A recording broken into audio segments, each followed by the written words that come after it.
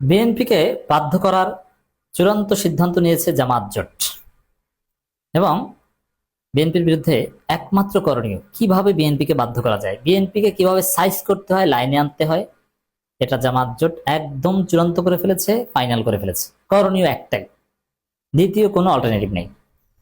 যা দেখছেন এগুলো শো। যেমন পার্লামেন্টে, হ্যাঁ পার্লামেন্টে অনেক কাজ আছে, কিন্তু সবগুলো নিয়ে কিন্তু কনফ্লিক্ট না। কনফ্লিক্ট হচ্ছে জুলাই সনদ বাস্তবায়ন নিয়ে। জুলাই সনদ বাস্তবায়ন, সংস্কার করা, এগুলো নিয়ে পার্লামেন্টের মাধ্যমে কিছু হবে না, এটা জামাত বুঝে গেছে। এটা সমাধানের একমাত্র রাস্তা, রাজপথ, এটা জামাত ফাইনাল করে ফেলছে। হ্যাঁ, পার্লামেন্টে নিয়মিত অনেক বিল অথবা বাজেট, এরকম অনেক কিছুই হবে, এগুলো তো জামাত অংশগ্রহণ করবে। বাট জুলাই সনদ কেন্দ্রিক যে দাবি দেওয়া, যে বাধ্যবাধকতা, এগুলো রাজপথের আন্দোলনের মাধ্যমেই বিএনপি সরকারকে বাধ্য করবে জামাত। এই বিষয়ে করণীয় জামাত ঠিক করে ফেলেছে। দর্শক, গণ আন্দোলন ছাড়া সরকার সংস্কার বাস্তবায়ন করবে না, নাহিদ ইসলাম ক্লিয়ার করেছেন। আমিরে জামাত তো বলেছেন, আন্দোলন করব, আন্দোলন করে বাঁচবো, আন্দোলন করে মরবো, এই জীবনের পরোয়া করি না, আন্দোলন করে প্রয়োজনে শহীদ হব। জেল জুলুম চালাবেন, আমাকে আগে ধরতে হবে, জেলে নেবেন, আমাকে আগে নিতে হবে, আমার কোনো কর্মীকে হাত দিয়ে বাড়া রেহাই পাবেন না।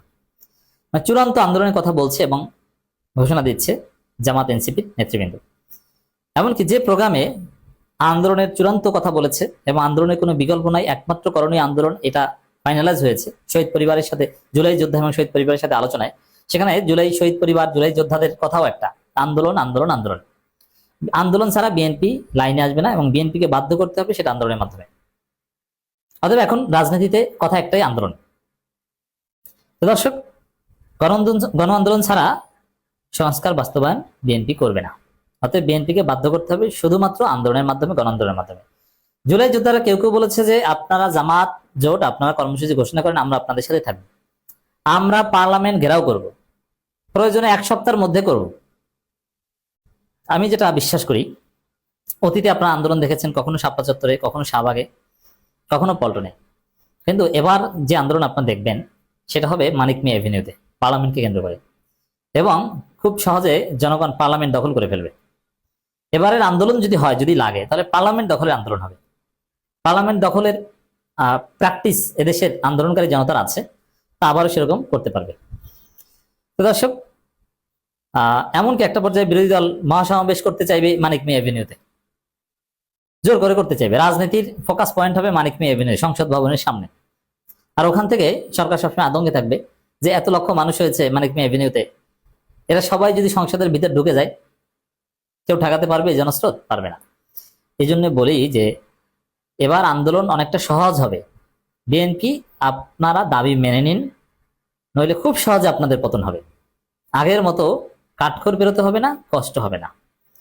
দর্শক, গণ আন্দোলন ছাড়া সংস্কার বাস্তবায়ন করবে না, অতএব আন্দোলন করতে হবে।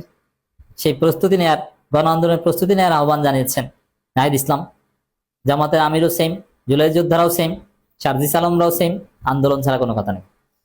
এমপিরা পার্লামেন্টে কথা বলবে, তার পার্লামেন্টের গুরুত্ব তারাই স্বীকার করে না, তারাই বলে যে না, যা করার রাজপথে করতে হবে। হিসাব ফাইনাল। জাতীয় নাগরিক পার্টির আহ্বায়ক ও বিরোধী দলের চিফ হুইপ নাহিদ ইসলাম বলেছেন, গণঅভ্যুত্থানের 2 বছর পরও আমরা সবাই এক জায়গায় আছি। আমরা সেই ঐক্যের জায়গায় আছি যে বাংলাদেশের সংস্কারের মধ্য দিয়ে পরিবর্তন করতে হবে, এবং এই পরিবর্তনের প্রধান বাধা হয়ে দাঁড়িয়েছে বর্তমান বিএনপি সরকার। এখন জুলাই ভিত্তিক যে ঐক্য, এই ঐক্য থেকে বিএনপি কার্যত ছিটকে পড়ছে। জুলাই ভিত্তিক ঐক্যে বিএনপি এখন আর নাই। অতএব জুলাই ভিত্তিক এক মহা ঐক্য অলরেডি তৈরি হচ্ছে। 11 দলীয় জোটে জুলাইয়ের সমস্ত পক্ষের শক্তি আছে।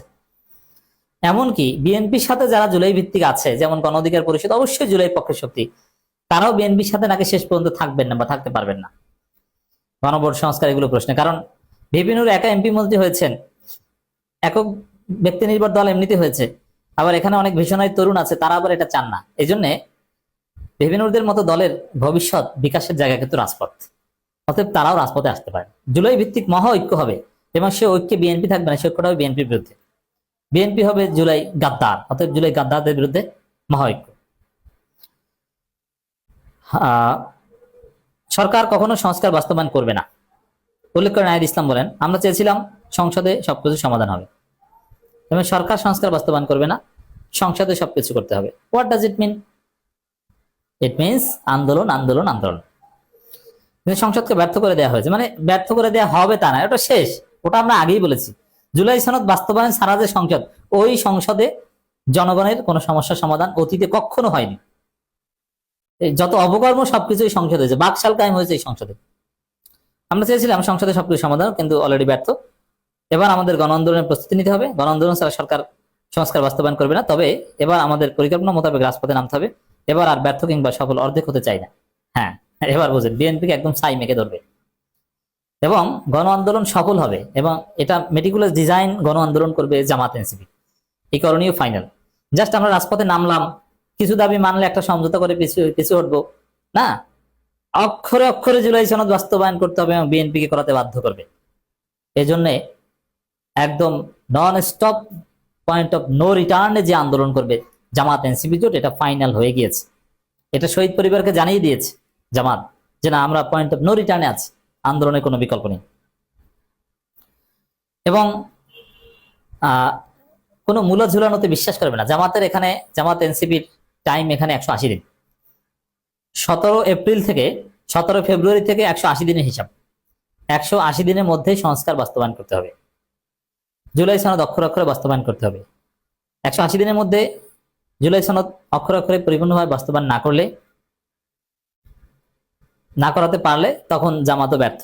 এজন্য জামাতের রাজপথের চূড়ান্ত আন্দোলনের পরিকল্পনা মূলত সরকারের 4.5 বছর পর না, 180 দিন কেন্দ্রিক। যা করার এই সময়ের মধ্যে করতে হবে।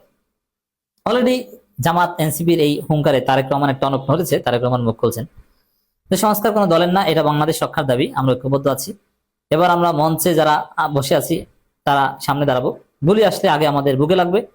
এর মানে এমন আন্দোলন করবে এই 180 দিনে জামাত এনসিপি, এতে বিএনপি সে আন্দোলন দমন করার দিকেও যেতে পারে, কিন্তু না, প্রয়োজনে গুলি খাবে। এমপিরা, বিরোধী দলীয় নেতারা সামনে দাঁড়াবে, গুলি করবেন, আবু সাইদের মধ্যে বুক পেতে দিবে। তারপরও বিএনপিকে বাধ্য করে জুলাই সনদ বাস্তবায়ন আদায় করেই ছাড়বে জামাত এনসিপি জোট। দর্শক, হিসাব ফাইনাল কি করবে? তবে বিএনপি সেই পরিস্থিতি গেলে বিএনপি ক্ষমতা টিকবে না, জনগণ পার্লামেন্ট দখল করে নেবে।